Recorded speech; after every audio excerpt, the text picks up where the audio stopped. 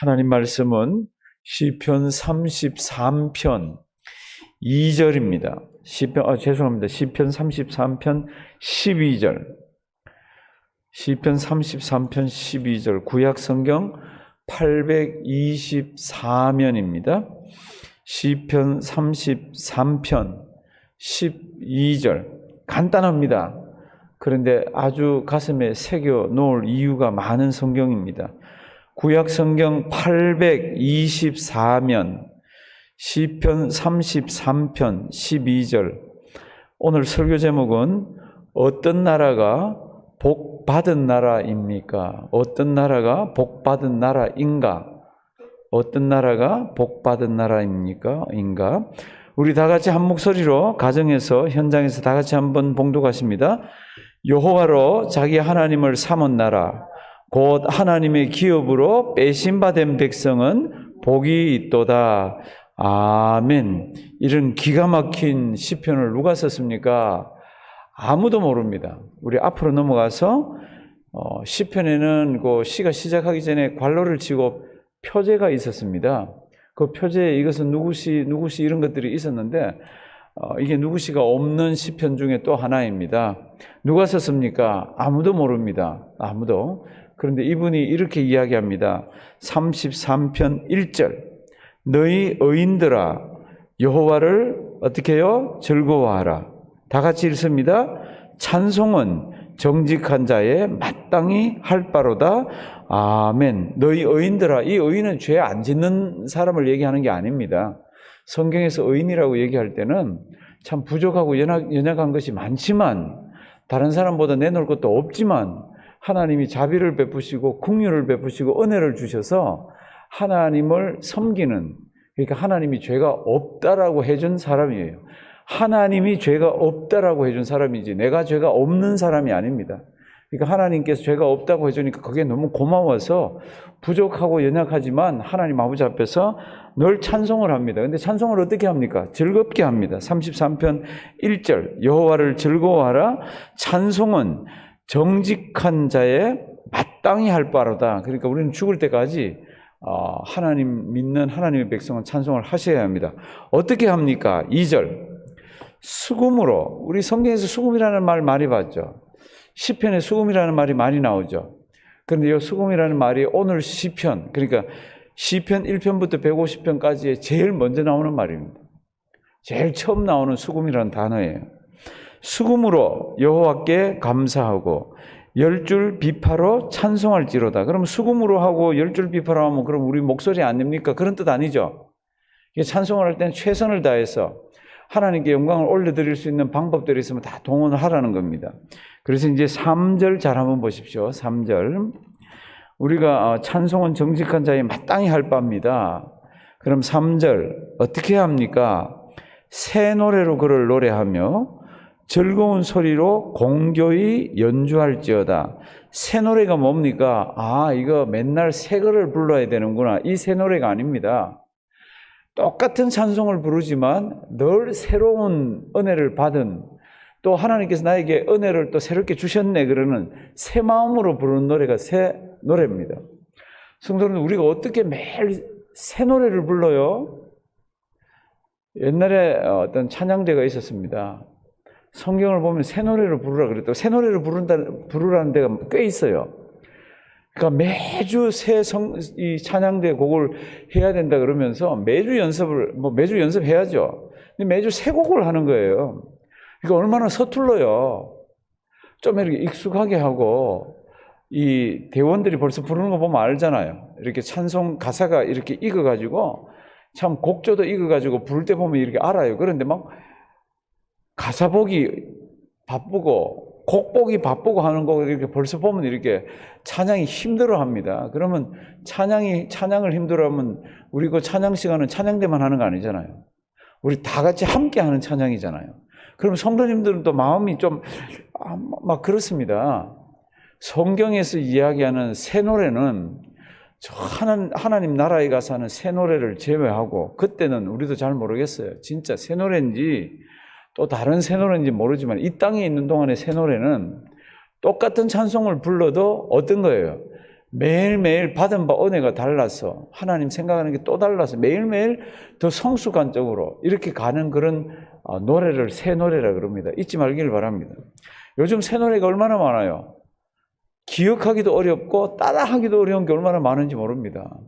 그 간신히 이겼다 그러면 다시는 안 불러요. 보면은 참 희한합니다. 그런데 우리에게 새 노래는 다 아는 거지만 부를 때마다 가슴이 먹먹하고 부를 때마다 하나님 아버지 앞에 참 내 인격을 다 올려드리는 그런 찬송이 새 노래입니다. 불렀던 거지만 그게 새 노래입니다. 그래서 이제 또 한번 보십니다. 3절. 새 노래로 그를 노래하며 어떻게 해요? 즐거운 소리로. 하나 물어볼게요. 이제 노래를 가르쳐 주는 분이 새 찬송을 우리에게 가르쳐 줍니다. 새 찬송이 이렇게 있을 때 그거 막 이게 악보 따라가고 무슨 노래인지 막 이렇게 하려고 그러는데 즐거워요, 안 즐거워요? 즐겁지 않습니다. 저도 목사지만 어떤 집회 같은 데 이렇게 가보면 앞에서 찬양팀들이 막 하는데 처음부터 끝까지 모르겠어. 어떤 곡은. 근데 자기들은 막 좋아하는데 제가 그 주변을 보면 주변에 있는 사람 아무도 따라하지를 못해. 아무도 모르는 곡을, 아무도 따라하지 못하는 곡을 즐겁게 할 수가 있겠어요? 절대로 즐겁게 할 수가 없습니다. 근데 성경을 보시면은 찬양 어떻게 해야 됩니까? 찬양은 즐겁게 하라고 되어 있습니다.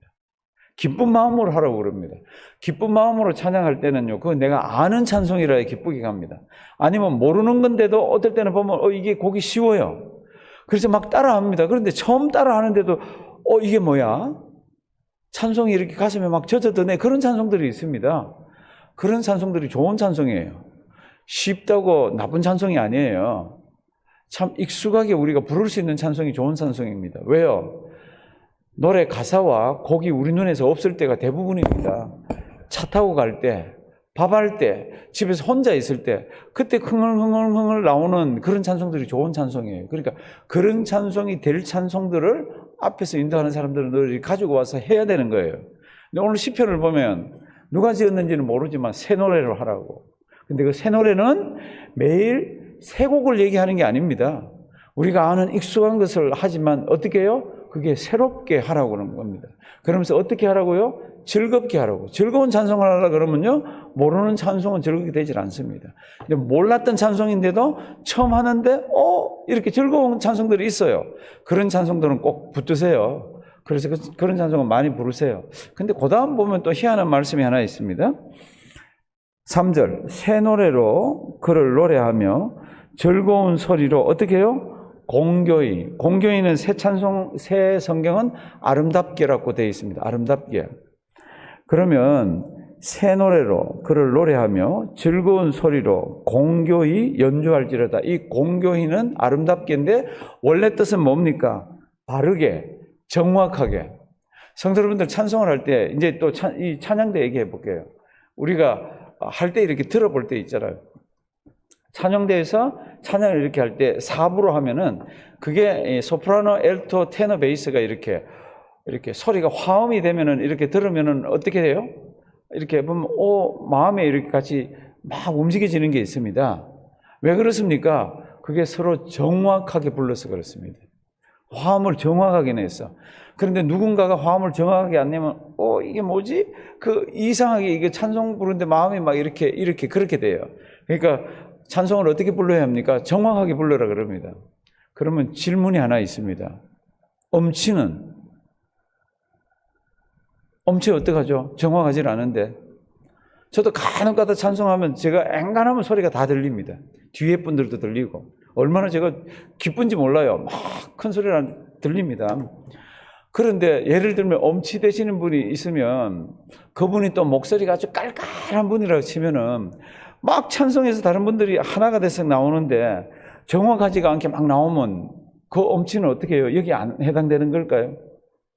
그래서 이 부분은 교회 2000년 역사에 있어서 성경을 해석하는 분들이 공교이라는 뜻은 바르고 정확하다는 뜻이지만 더 정확하게 표현을 하면은 최선을 다해서 하는 것이다 이렇게 얘기합니다. 최선을 다해서. 그러면 이제 3절 보십니다. 새 노래로 노래하며 즐거운 소리로 최선을 다해서 보컬 소리도 내고 인스트루먼트 소리도 내고 이렇게 연주를 하라는 겁니다. 성도는 한평생 우리가 하나님 아버지 앞에 찬송을 어떻게 해야 됩니까? 아는 찬송이지만 늘 새롭게, 그리고는 즐겁게, 기쁘게, 감사하면서 하면서 어떻게 해요? 최선을 다해서 하셔야 됩니다. 최선을 다해서. 그냥 끈성끈성 하시면 안 됩니다. 아까 우리 209장을 우리가 불렀습니다. 주의 말씀 받은 그날, 얼마나 좋은 찬송인지 모릅니다. 기쁜 날, 기쁜 날. 우리에게 다 있습니다. 그 기쁜 날이 있는 사람은 찬송을 어떻게 합니까? 힘을 다해서, 즐겁게, 그리고 아주 최선을 다해서 늘 새롭게 그렇게 찬송을 하셔야 됩니다. 그럼 그게 끝입니까? 아니에요. 그렇게 찬송할 때 하나님께서 은혜를 많이 주십니다. 저는 찬송 부르다가 은혜 많이 받은 사람을 알아요. 왜냐하면 목사님, 저 찬송 부르면서 가슴이 뜨끔해졌는데요, 제가 보면 여기가 나았어요. 그런 분들도 많이 봤습니다. 아니, 우리 교회에서도. 근데 우리 교회는 뭐 누가 나았으니까 한번 간증하세요 이런 거 안 하는 사람 교회잖아요. 그럼에도 불구하고 하나님께서 은혜를 많이 주세요. 많이 주세요. 이제 4절부터 보면은 왜 찬송을 해야 됩니까? 왜 그렇게 하나님 아버지 앞에 최선을 다하면서 즐겁게 해야 됩니까? 4절부터는 이렇게 표현되어 있습니다. 왜냐하면, 근데 우리 성경에는 번역이 안 되어 있습니다. 왜냐하면 하나님께서 말씀을 주셨는데 그 말씀은 대단한 말씀입니다. 4절. 왜냐하면 여호와의 말씀은 정직하고 여호와께서 하시는 그 말씀으로 세상을 창조하시고 여호와께서 자비를 베푸시고, 이 내용이 쭉 이렇게 그 다음에 기록되어 있습니다. 그러니까 우리가 왜 찬송을 그렇게 해야 됩니까? 주의 말씀 받은 그날이 우리가 변화된 날이잖아요. 예수 믿는 날이잖아요. 그러니까 새 찬송을 부를 수가 있고 즐겁게 부를 수가 있고 공교히 부를 수가 있습니다. 최선을 다해서 부를 수가 있습니다. 그 자가 누굽니까? 그 자가 하나님만 붙드는 자입니다. 그 나라가 어떤 나라입니까? 그 나라가 하나님만 의지하는 나라입니다. 그래서 12절로 껑충 뛰어가 보시면요, 어떤 나라가 복이 있습니까? 우리는 이런 이야기들을 합니다. 땅덩어리가 크고 자원이 풍부하고 먹고 살기가 좋고 교육제도가 잘 돼 있고 좀 점잖하게 에티켓이 있는 나라, 그런 나라들이 참 복받은 나라고 잘 사는 나라라 그러는데 성경은 딱 잘라서 얘기합니다. 그런 내용을 이야기하는 곳이 없습니다. 12절. 여호와로 자기 하나님을 삼은 나라, 곧 하나님의 기업으로 빼신바된 백성은 뭐요? 복이 있도다. 어떤 나라가 복이 있습니까? 여호와로 자기 하나님을 삼은 나라. 그 나라가 복이 있습니다. 성도님들, 미국 왜 왔어요? 제가 이 이민 온 분들, 그때는 예수 안 믿으면서 이민 온 분들이 많아서 제가 만나보면 아이들 교육 때문에 왔습니다. 참 그런 분들이 많이 계시더라고요. 미국이라는 나라가 좀 점잖하잖아요. 그러니까 조금 옛날에는 뭐 서류를 약간 어떻게 해도 영주권을 주기도 하고 그러면서 아이들 교육을 시켜야지 그러면서 데리고 온 분들이 많으세요. 아이들 왜 여기서 교육을 시키려고 그럽니까? 교육제도가 뛰어납니다. 그래서 미국은 참 복받은 나라야. 미국은 참 거기는 지상 천국이야. 이러면서 우리가 왔습니다. 맞아요. 그런데 교육제도가 좋다, 살기가 좋다, 참 점잖은 나라다, 그게 복받은 기준입니까? 그럴 때 성경은 도리도리합니다. 어떤 나라가 복받은 나라입니까? 첫 번째 표현만 기억하시길 바랍니다. 12절 첫 번째 표현. 여호와로 뭐예요? 자기 하나님을 삼은 나라. 그 나라 복 있다고 그럽니다. 한때 우리가 일본을 어마어마하게 부러워했습니다. 한때 일본을 진짜 부러워했습니다. 그 사람들 참 물건을 만들어도 어떻게 그렇게 만들어내는지 몰라. 귀신같이 참 이 사람들 어디서 뺏겨왔는지 배워왔는지 잘 만들었습니다. 그런데 지금 일본 부러워하는 나라 아무도 없습니다. 우리 한국조차도 부러워하지 않습니다. 일본에는요, 어떤 신이 있습니까? 이름도 모르는 800만 신이 있다고 그럽니다. 집집마다 신을 모시고 있습니다. 지금 일본이 가는 길을 보면요, 너무너무 참 어떻게 보면 딱하기 짝이 없습니다. 못 살아도요, 참 힘이 들어도요, 지금 여기 나오는 첫째 표현같이 여호와로 자기 하나님을 삼은 나라, 그 나라는 복됩니다. 우리 그런 가정이 되기를 바랍니다. 그런 우리가 되기를 바랍니다. 그런 자녀들로 키우기를 바랍니다. 그러면 여호와로 자기 백성을 자기 참 하나님으로 삼은 그 자들은 어떻게 나라를 끌고 가고 어떻게 신앙생활을 합니까? 세상 나라들은 무엇을 의지합니까? 세상 나라들은 군대나 말이나 사람이나 이런 것들을 의지하는데 여호와를 자기 하나님으로 삼는 나라들은 그런 것을 의지하지 않습니다. 16절로 쭉 한번 넘어가 보십니다. 많은 군대로 구원 얻은 왕이 없으며 용사가 힘이 커도 스스로 구원하지 못하는도다. 구원함에 뭐요? 말은, 이거 우리 말하는다는 말이 아니고 horse입니다. 구원함에 말은 헛것이며 그 큰 힘으로 구하지 못하느니라. 사랑하신 성도 여러분들, 사무엘상 14장 52절을 보면은 사울이 사는 날 동안 블레셋 사람과 큰 싸움이 있었으므로 사울이 힘센 사람이나 용감한 사람을 보면 그들을 불러 모았더라, 이렇게 되어 있습니다. 사울이 죽을 때까지 힘센 사람이나 용감한 사람을 보면 그들을 불러 모아서 자기 휘하에 엮고 군대로 만들었습니다. 우리가 알잖아요. 사울의 군대가 어땠습니까? 사울이 어떻게 나라를 다스렸습니까? 그 힘센 사람들, 그리고 용감한 사람들 불러 모은 사람이 사울 옆에서 사울을 지켜주지를 못했습니다. 그런데 다윗에 관한 것을 보면요, 역대상 12장 22, 그때의 사람이 날마다 다윗에게로 몰려와서 돕고자 하며 큰 군대를 이루었습니다. 근데 그 군대를 가만 보니까 하나님의 군대와 같았더라. 무슨 뜻이에요? 다윗은요, 여호와 하나님만 자기 하나님으로 삼았습니다. 그러니까 하나님께서 그 군대에, 그 나라에는 복을 주셨습니다. 사울은요, 절대로 그렇게 하질 않았습니다. 하나님께서 복을 주시지 않더라고. 다시 12절로 다시 한번 올라가십니다. 이 표현이요, 얼마나 좋은지 모릅니다. 어떤 사람은 정말로 돈으로 자기 신을 삼고요, 건강을 자기 신으로 삼고 참 잘 사는 것을 자기 신으로 삼는 사람들이 종종 있습니다. 예수 믿으면서. 그것은 절대로 아닙니다. 절대로 아닙니다. 12절 앞에 표현, 여호와로 자기 하나님을 삼은 나라. 저랑 따라 하십니다. 여호와로 자기 하나님을 삼은 나라. 이 사람이 복이 있습니다. 잘 기억하시고요, 죽을 때까지 다른 것을 나의 신같이 섬기지 말고 여호와 하나님만 나의 신으로 섬기고 나의 하나님이라 그렇게 섬기면서 복 받은 인생으로 사는 우리와 우리 가정이 되기를 주님의 이름으로 부탁드립니다. 살아계신 하나님, 귀한 말씀 주셔서 감사드립니다. 둘도 생각하지 말게 하시고 우리는 복되게 오늘 말씀대로 살게 해 주시옵소서. 하나님만, 여호와 하나님만 나의 하나님으로 삼고 죽을 때까지 아름답게 섬기다가 죽은 뒤에 저 하늘나라에 가서 새 노래로 하나님 찬양